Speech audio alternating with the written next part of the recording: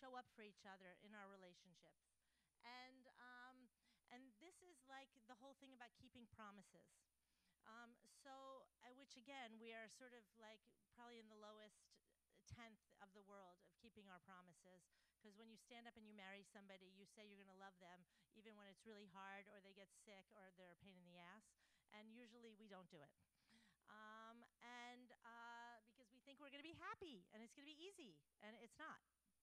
So if you don't have water in your relationship, and again, I'll go back to that system back here, where I probably should have the system, but the water in the relationship is a safety mechanism, because any fire you will build with somebody, if there's no water, could turn into a wildfire really quick.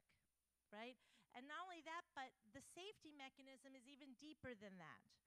The safety mechanism in a relationship means that, you are going to figure out who your erotic self is, and we're going to dive into this in a minute, which is the most vulnerable place that you can find in your human body. And you're going to give it to somebody else. So if you don't feel safe with that person, there's no way you're doing that. You might have some other kind of sex, but you're not going to have that kind of erotic sex where you can actually transform yourself and become a better version of yourself. You have to be safe. And so there's all these books out there, because I talk to all these people on my radio show who say monogamy is dead.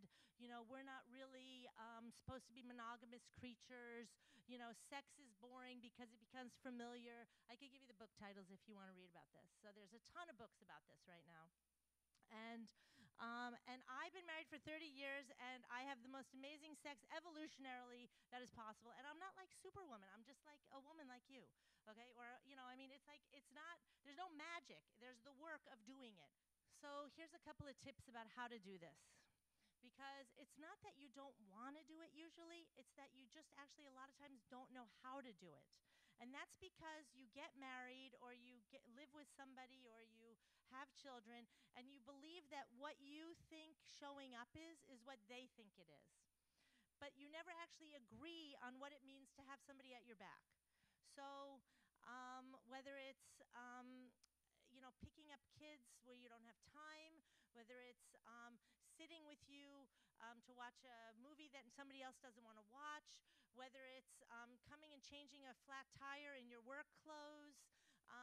It means different things to different people. But if you don't feel like there's anybody at your back, and the whole ebb and flow of togetherness, if the water's always out, like you can't count on somebody to be there for you, it's not safe. You don't feel safe.